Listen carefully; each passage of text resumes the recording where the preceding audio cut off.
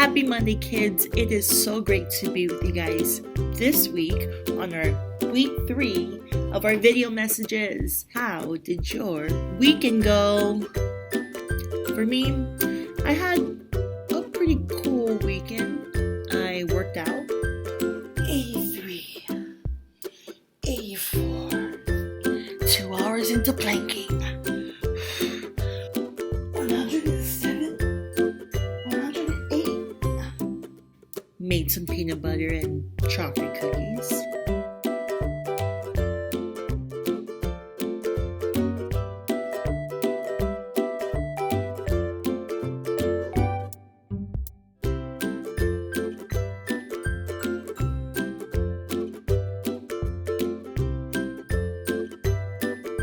That's about it. This game is called Higher or Lower. So here's how you play it. I'm going to show you an item on the screen with a price tag. And on the count of 3, we both will say if the real price is higher or lower. All right, let's get started. First item. Ooh, a teddy bear. It's $24.99. 1, 2, 3. Lower. Oh, bummer. $59.99. That is a lot for a teddy bear. Right, next item. Ooh, Nintendo Switch. How many of you guys have Nintendo Switches? My nieces and nephews, they have it and they don't share. $350. All right, I think I know. Ready? 1, 2, 3. Higher.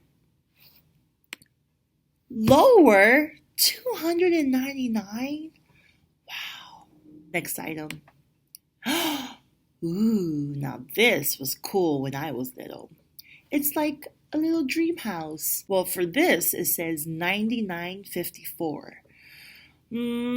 I'm going to say, ready? 1, 2, 3, lower. Higher. $152? Wow, that's crazy. That's an expensive home. All right, next one. Ooh, I love Star Wars. It's a good time to watch all of them.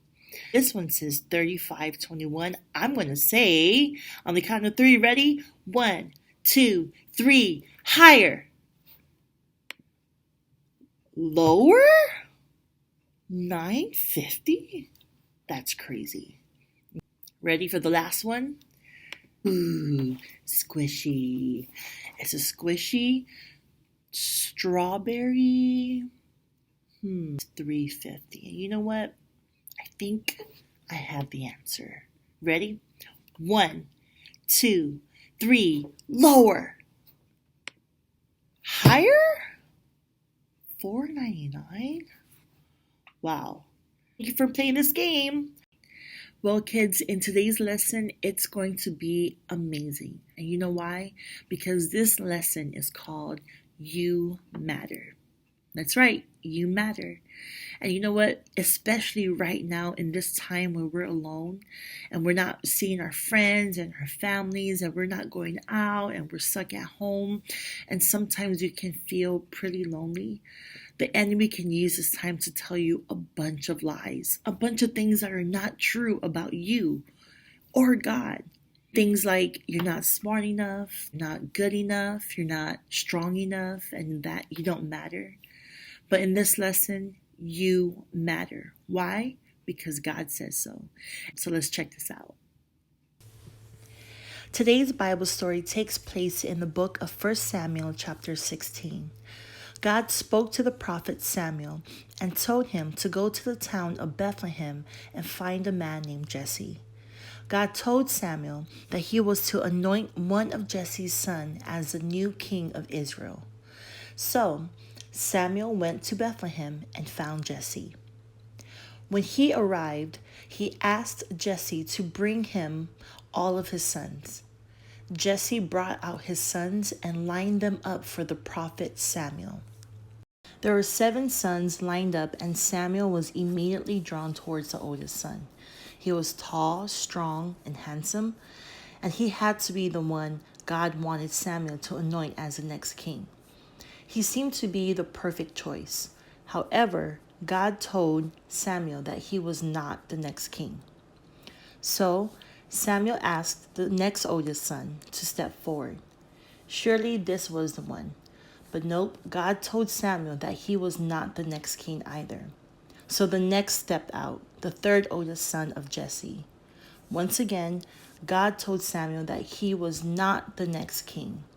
Samuel had each of his sons step forward and asked God if they were the one, but each time God told Samuel that they were not the next king of Israel. Finally, confused, Samuel said to Jesse, "The Lord has not chosen any of these.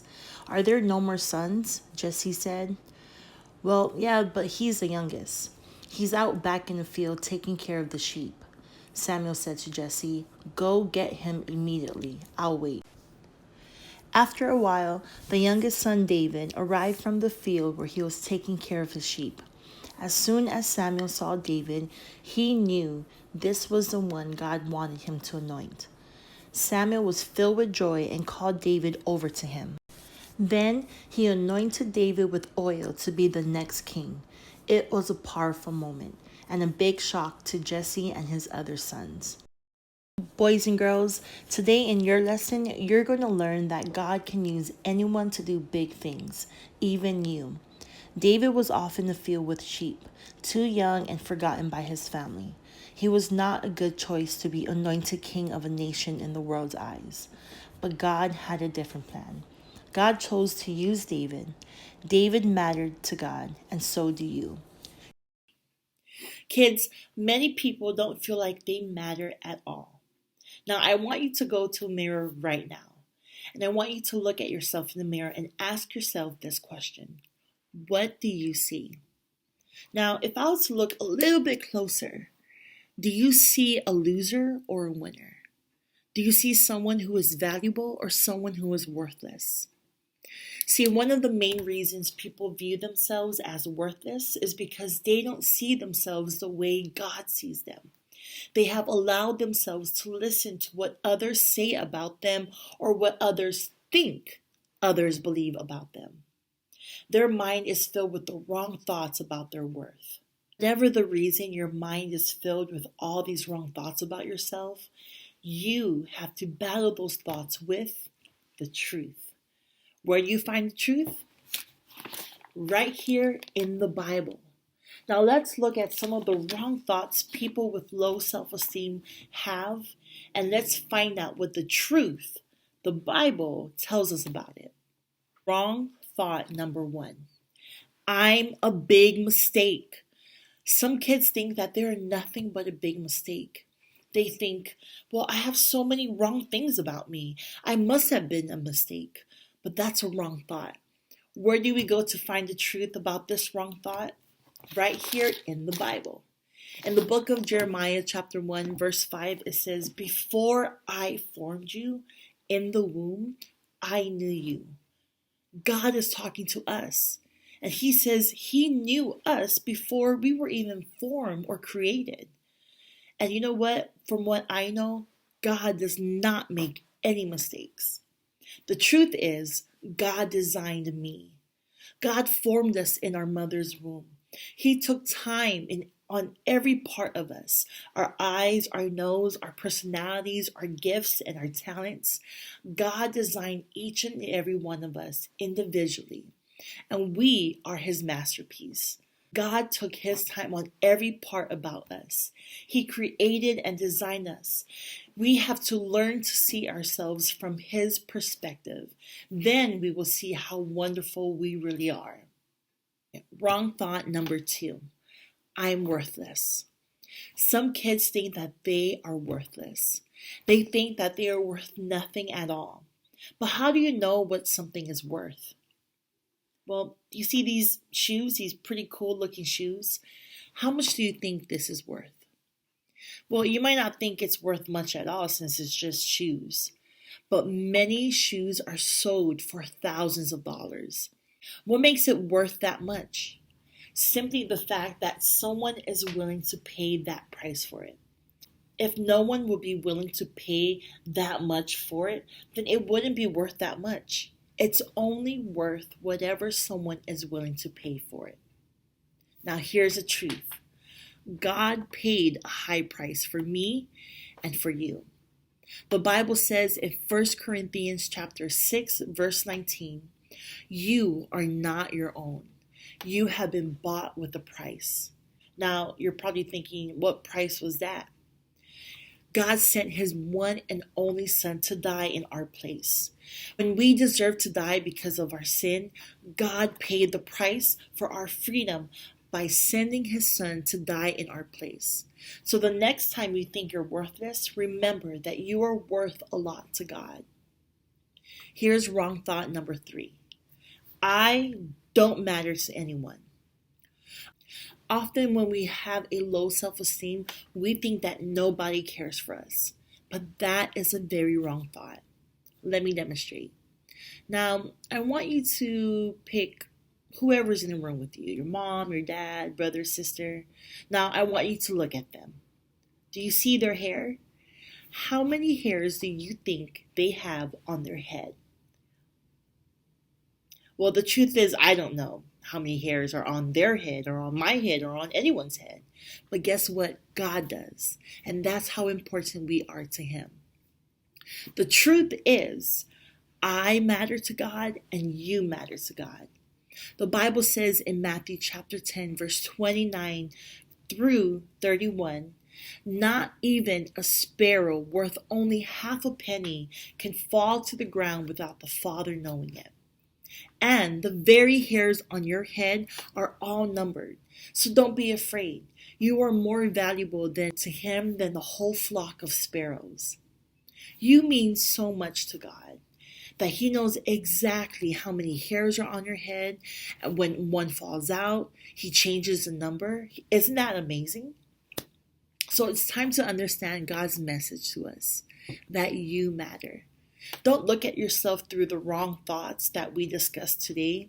Instead, look at yourself the way God sees you, the way God designed you.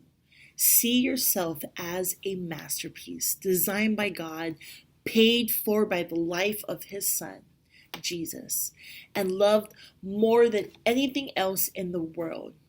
You matter.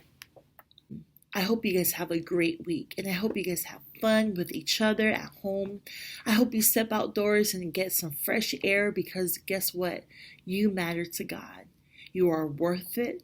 I want you to not only have that message for yourself, but encourage someone in your family and tell them you matter to God.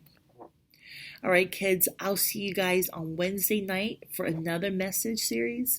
And I cannot wait to be with you guys. I miss you all. I love you. Be safe. Have a great day.